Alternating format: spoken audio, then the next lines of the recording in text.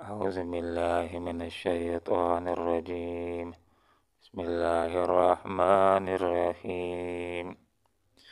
أوحينا إلى أم موسى أن أرضعيه فإذا خفت عليه فألقيه في اليم ولا تخافي ولا تحزني إن رادوه إليك وجاعلوه من المرسلين. صدق الله العظيم.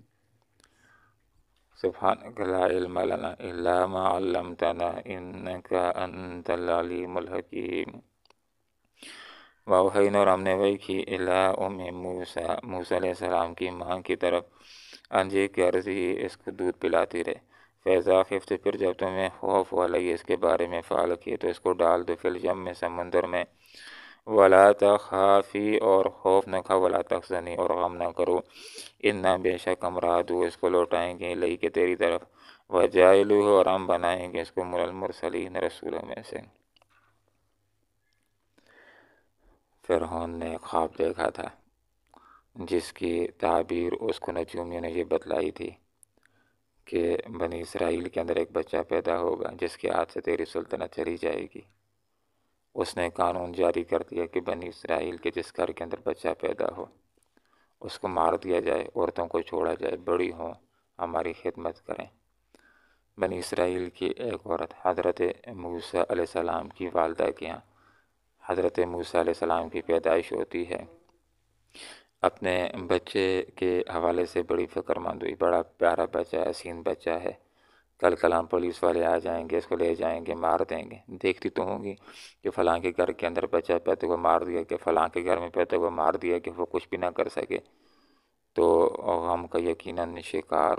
ہوئی ہوں گی. تو جس وقت موسیٰ علیہ السلام کی پیدائش ہو گئی تو اللہ رب العالمین نے ان کے دل کے اندر یہ بات ڈالی،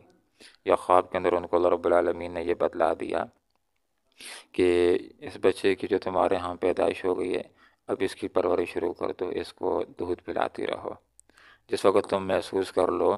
کہ اب تمہارے محلے کا نمبر آیا جاتا ہے، تمہارے گاؤں کا نمبر آیا جاتا ہے، اب اگلے مہینے اگلے عرصے کے اندر اس گاؤں کی چھان بین ہوگی، ایک ایک گھر کے اندر پولیس والے آئیں گے، شرطے آئیں گے، اور وہ ایک ایک کمرے کی چھان بین کریں گے، اور جو بھی مولود بچہ ہوگا اس کو اٹھائیں گے، اس کو مار دیں گے. تو جب ایسا تم محسوس کرے کہ تمہارا نمبر آیا چاہتا ہے تو اس وقت یہ کرنا ہے کہ اس بچے کو صندوق کے حوالے کر کے اس کو دریائے نیل کے سپرد کر دینا ہے. اور اللہ رب العالمین نے اس کو الہام کیا یا اس کے دل کے اندر بات کو ڈالا، یا اللہ رب العالمین نے اس کو خواب کے اندر بتلا دیا، یہ وعدہ کر دیا کہ اس بچے کو ہم نے تمہاری طرف لوٹانا ہے. تو یہاں پر فرمایا وَأَوْحَيْنَا، ہم نے وحی کی، اور یہاں پر وحی سے مراد الہام ہے، اس لیے کہ علماء کے اس بات کی پر اتفاق ہے کہ جتنے بھی دنیا کے اندر نبی آئے ہیں وہ سارے کے سارے انسانوں میں سے آئے ہیں. نمبر 2، دنیا کے اندر جتنے بھی انبیاء آئے ہیں وہ سارے کے سارے مردوں کے اندر آئے ہیں، کوئی بھی عورت نبی بن کر کے نہیں آئی ہے. تو انسانوں میں اللہ نے نبی کیے ہیں اور انسانوں میں مردوں کو اللہ تعالیٰ نے نبی بنایا ہے. وَأَوْحَيْنَا، ہم نے وحی کی، ہم نے اعلام کیا، الی موسیٰ موسیٰ علیہ السلام کی ماں کی طرف، ان ارضی، کہ تمہارے یہاں پیدائش ہو گئی بچے کی، اب کیا کرنا، اس کو دودھ پلانا ہے، دودھ پلاتی رہو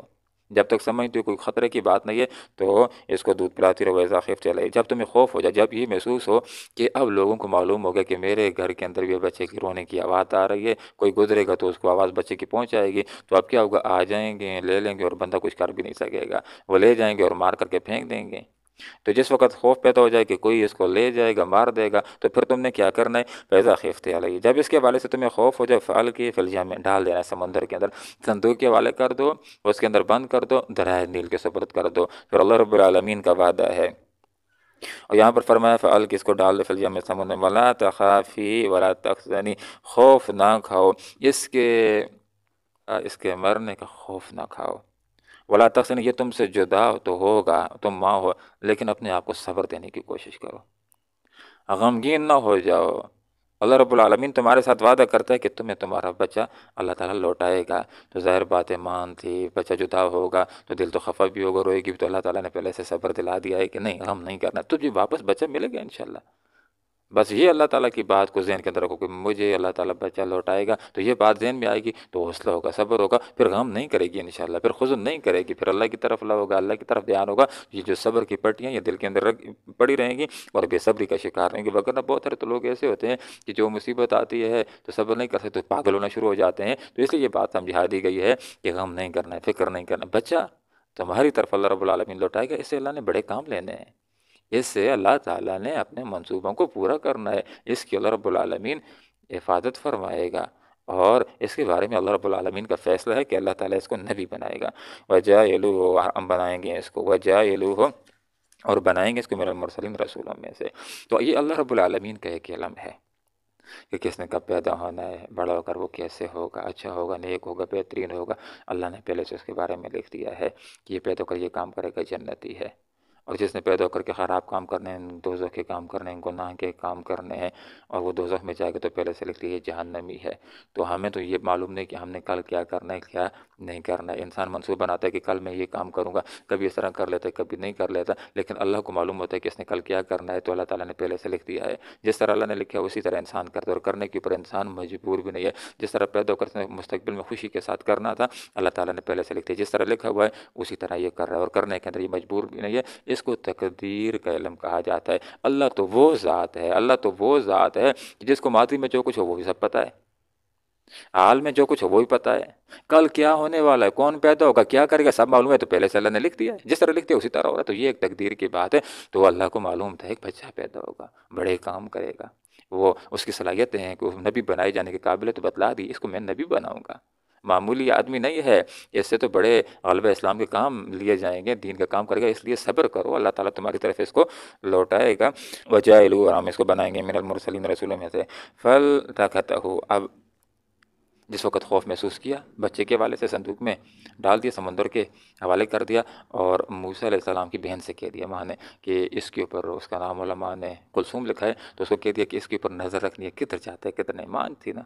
تو بچے کے حوالے سے بچہ جا رہا ہے، ظاہر بات ہے دل بھی اس کا باہر نکل رہا ہوگا، تو اس کو کہہ رہی کہ دیکھو، لیکن کسی کو پتہ نہ چلے کہ کیا کر رہے، کیا کس چیز کی نگرانی کر رہے، کس کی نہیں، تاکہ کہیں ایسا نہ ہو کہ شرطوں کو معلوم ہو جائے کہ کوئی بچہ ہے صندوق میں، بنی اسرائیلیوں کا ہے، وہ تو مارنے والے ہیں، تو پکڑ کر کے مار لیں گے، کسی کو کانوں کان خبر لگنے نہ تھا، لیکن نظر رکھنی ہے کہ کدھر جاتا ہے اور کدھر نہیں جاتا ہے۔ تو اس نے نظر رکھی، صندوق گزرا فرعون کے محل کے قریب سے،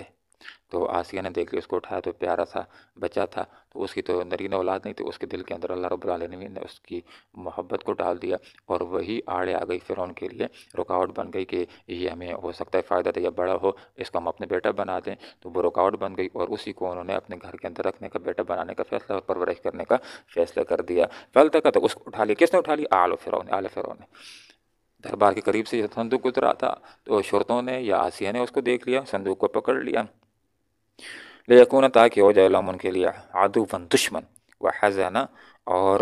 حزن کا باعث، ان فرعون، انہوں نے تو لیا تھا کہ پالیں گے، بڑا کریں گے، یہ ہمارا بچہ ہوگا، ہمیں کام دے گا، فائدہ دے گا، لیکن حضرت موسیٰ علیہ السلام تو نیک انسان تھے،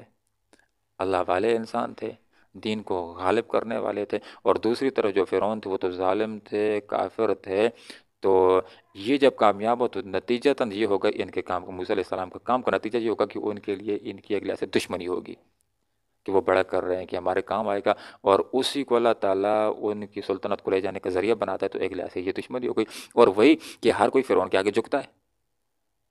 ہر کوئی سجدے لگاتا ہے، بڑا کہتا ہے، لیکن معاشرے میں ایک ایسا بندہ بھی آ گیا جو کہتا ہے کہ فرعون ٹھیک نہیں، تو یہ بچہ ہی اس کے لیے حزن کا باعث ہو گیا کہ اپنا ہی مخالف نکل آیا میرا۔